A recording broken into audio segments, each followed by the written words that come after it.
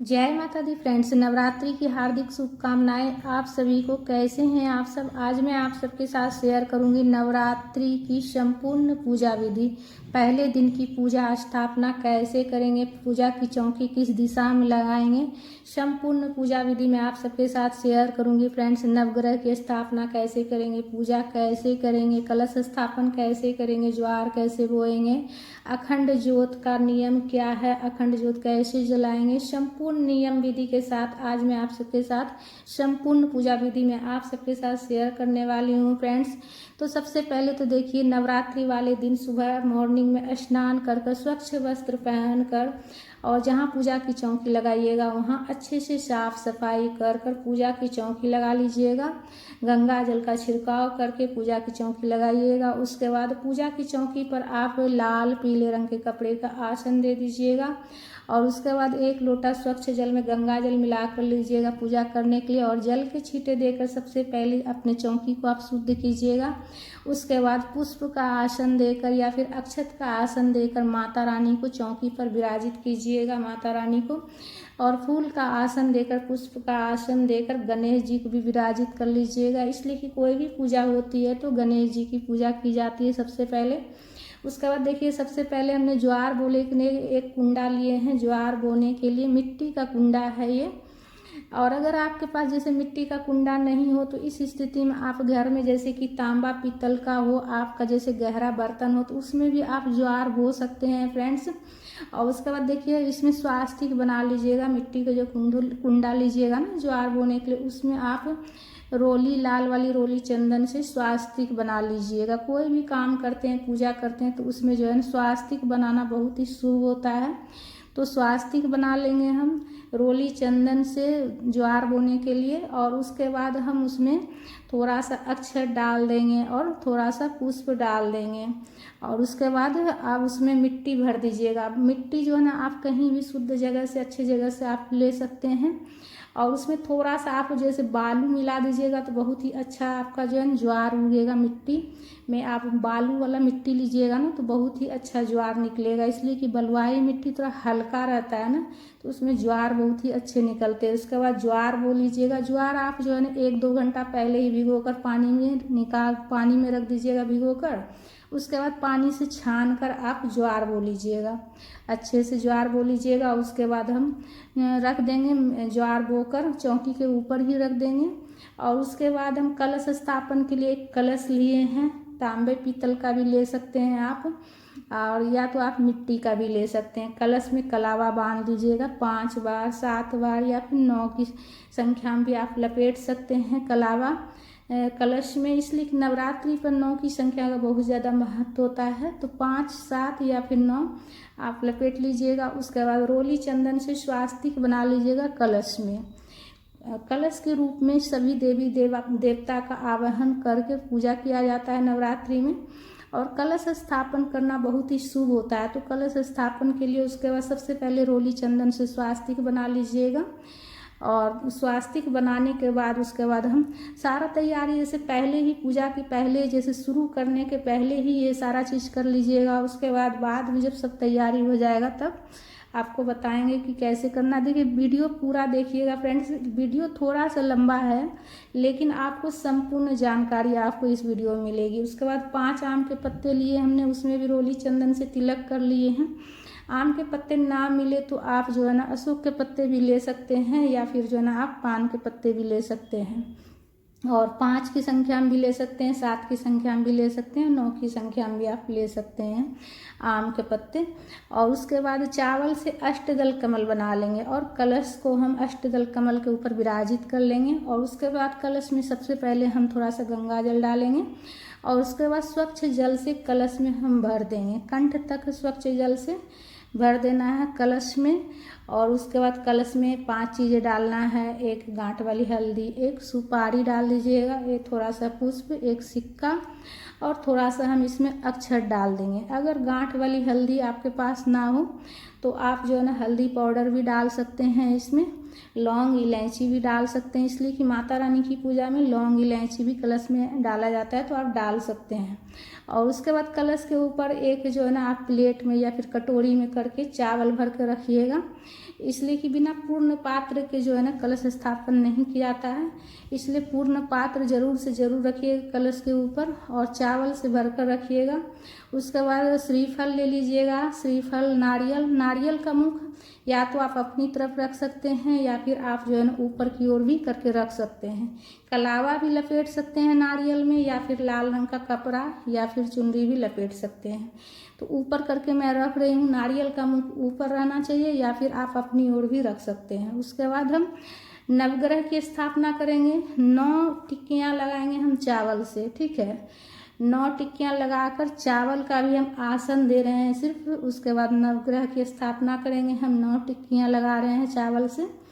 और उसके बाद हम सुपारी के स्वरूप में नवग्रह की स्थापना करेंगे। 9 सुपारी आपको लेना है, ठीक है। 9 की संख्या में सुपारी ले लीजिएगा। अगर सुपारी आपके पास ना हो तो इसके जगह पर 9 जो है ना आप छोटी छोटी जैसे मिट्टी का भी बनाकर सुपारी की तरह बनाकर आप विराजित कर सकते हैं अक्षत के ऊपर। और अगर वो भी ना हो तो देखिए आप गांठ वाली हल्दी हो तो वो भी रखकर नवग्रह की स्थापना कर सकते हैं। नवग्रह की स्थापना करने से हमारे जो भी ग्रह दोष रहते हैं वो सब सही हो जाते हैं। नवरात्रि के दिनों में अच्छी शक्तियाँ के साथ साथ बुरी शक्तियाँ भी प्रबलित हो जाती है, तो इसीलिए जो है ना नवग्रह की स्थापना करके पूजा जरूर से जरूर कीजिएगा। इससे हमारे ऊपर जो भी ग्रह दोष रहता है वो सब समाप्त हो जाता है और हमारा जो है ग्रह सभी अच्छे हो जाते हैं। उसके बाद अखंड ज्योत जलाने के लिए एक बड़ा सा दीपक ले लीजिएगा, घी को अच्छे से गला लीजिएगा पहले, उससे क्या होगा कि आपका दीपक अच्छा से जलेगा। अगर घी नहीं हो तो तिल के तेल भी ले सकते हैं। अखंड ज्योत की बाती आप 1.25 हाथ का बना कर ले लीजिएगा कलावा से। और अखंड ज्योत को संभालने के लिए एक छोटा सा प्लकर चिमटी वो रख लीजिएगा और एक और दीपक रख लीजिएगा। जब भी आपको ऐसा लगे कि दीपक आपका जैसे बुझने वाला है तो एक और जो दीपक रखिएगा, उसमें जो बाती रखिएगा वो आप अखंड ज्योत के जो दीपक रहेगा उसी के घी में डुबोकर प्रज्वलित कर लीजिएगा ज्योत उसी से, और उसके बाद आप अपना दीपक सही कर लीजिएगा। तो सबसे पहले हम अखंड ज्योत प्रज्वलित करेंगे, इसलिए कि हमारे पूजा का साक्ष्य दीपक होता है। तो आप चाहे तो अखंड ज्योत भी प्रज्वलित करके पूजा कर सकते हैं। 9 दिन तक अखंड ज्योत का नियम होता है कि 9 दिन तक अखंड ज्योत खंडित नहीं होना चाहिए, और जिस घर में अखंड ज्योत जलाया जाता है उस घर में हमेशा कोई न कोई होना चाहिए। घर बंद करके कहीं नहीं जाया जाता है, ठीक है। उसके बाद जल के छींटे देकर भाव स्नान करा लीजिएगा गणेश जी को, और कलश में भी माता को भी नवग्रह में भी जल के छींटे दे दीजिएगा। और ज्वार भी अच्छे से सींच लीजिएगा, हाथ पर जल लेकर इस तरह से सींच लीजिएगा, तो इससे जो है ना अच्छा से जल जो है ना अच्छे से हो जाता है, ज्वार दबता नहीं है। तो चारों तरफ से हाथ पर जल लेकर सींच लीजिएगा। उसके बाद रोली चंदन से तिलक करेंगे गणेश जी को और अक्षत पुष्प।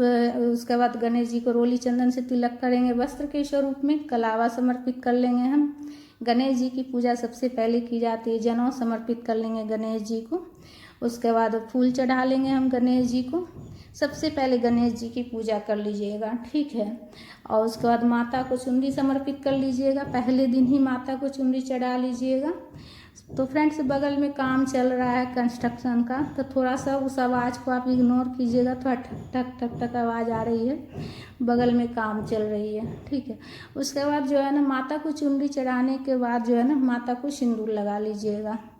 माता का इस समय पूजा करते हुए आप जो है ना माता के मंत्रों का आप जाप कर सकते हैं, ध्यान कर सकते हैं। माता के ही मंत्र का जाप करते हुए आप पूजा कीजिएगा और माता को भी फूल चढ़ा लीजिएगा, माता के चरणों में पुष्प समर्पित कर लीजिएगा। उसके बाद नवग्रह को भी हम वस्त्र के स्वरूप में कलावा समर्पित कर लेंगे। कलावा के छोटे छोटे टुकड़े कर लीजिएगा 9 की संख्या में, और नवग्रह पर आप जो है ना समर्पित कर दीजिएगा। वस्त्र के स्वरूप में आप कलावा समर्पित कीजिएगा नवग्रह को भी। और उसके बाद सभी नवग्रह को वस्त्र के स्वरूप में कलावा समर्पित करने के बाद रोली चंदन सूखा वाला सूखा वाला रोली चंदन आपको नवग्रह पर चढ़ाना है, इसलिए कि नवग्रह की एक बार जब स्थापना हो जाती है तो नवग्रह को हिलाया नहीं जाता है। ठीक है, इस बात का खास ध्यान रखिएगा। पूजा करते करते आपको जो है ना सारा विधि मैं बताते जाऊंगी। ठीक है, नवग्रह को जो है ना आपको 9 दिन तक हिलाना नहीं है, सिर्फ आपको उसके ऊपर जल के छींटे देना है और ऊपर से सूखा रोली चंदन चढ़ाकर आपको पूजा करना है। वस्त्र के स्वरूप में आप एक ही दिन कलावा जैसे आप चढ़ा दीजिएगा, अगले दिन सिर्फ आप जल के छींटे दे दीजिएगा 9 दिनों तक। और वस्त्र के स्वरूप में कलश के ऊपर भी कलावा समर्पित कर लीजिएगा, इसलिए कि कलश के रूप में सभी देवी देवता का आवाहन करके पूजा कर रहे हैं। और जनों और कलश के ऊपर जो है ना वस्त्र के स्वरूप में कलावा समर्पित करने के बाद आप जो ज्वार बोइएगा उसमें भी आप कलावा चढ़ा लीजिएगा। अखंड ज्योत में भी आप जो है ना कलावा समर्पित कर लीजिएगा, दीपक के पास कलावा समर्पित कीजिएगा अखंड ज्योत पर। और उसके बाद फूल माला जो हो आप कलश पर समर्पित कीजिएगा। ठीक है, फूल माला जो हो चढ़ा लीजिएगा। दीपक में भी आप अखंड ज्योत के पास भी पुष्प समर्पित कीजिएगा। ज्वार जो बोइएगा उसमें भी फूल चढ़ा लीजिएगा। दीपक में भी रोली चंदन से तिलक कर लीजिएगा, अखंड ज्योत की पूजा कर लीजिएगा। कलश का भी पूजा कर लीजिएगा रोली चंदन से तिलक करके। और दुर्गा सप्तशती का जो किताब रहेगा उसमें भी पूजा कर लीजिएगा। माता की फोटो है तो उसमें भी माता को सिंदूर लगाकर पूजा के पास रखिएगा। माता को सुहाग की सामग्री चढ़ा लीजिएगा। सुहाग की सामग्री में श्रृंगार की सामग्री में आप पूरा 16 श्रृंगार की सामग्री चढ़ा सकते हैं, या फिर 5 7 जितना हो सके आप चढ़ा लीजिएगा। उसके बाद सबसे पहले जल का भोग लगाएंगे, गणेश जी को फल का भोग लगाएंगे, माता को ड्राई फ्रूट का भोग लगाएंगे, मेवा का भोग लगाएंगे, मिश्री बतासा का भोग लगा सकते हैं आप, मेवा का भोग लगा सकते हैं, फल का भोग लगा सकते हैं माता रानी को। तो आप अपनी सुविधा के अनुसार देखिए फल का, मिठाई का, मेवा का भोग लगा सकते हैं। और कलश में नवग्रह और ज्वार बोए हैं, अखंड ज्योत है, सभी के ध्यान करते हुए एक जगह और हम भोग समर्पित करेंगे। नवग्रह को भी हम भोग समर्पित करेंगे। सभी देवी देवता का ध्यान करते हुए एक प्लेट में एक और जगह आप भोग समर्पित कीजिएगा। उसके बाद माता को मुख शुद्धि के लिए पान समर्पित कीजिएगा। लक्ष्मी की प्राप्ति अगर आप चाहते हैं तो पान जरूर से जरूर चढ़ाइएगा। पान चढ़ाने से घर में जो है ना हमेशा लक्ष्मी माता की कृपा बनी रहती है। तो पान के ऊपर फूल वाला लौंग, इलायची, हरी इलायची पान के ऊपर रखकर बतासा, सुपारी सब रखकर चढ़ाइएगा।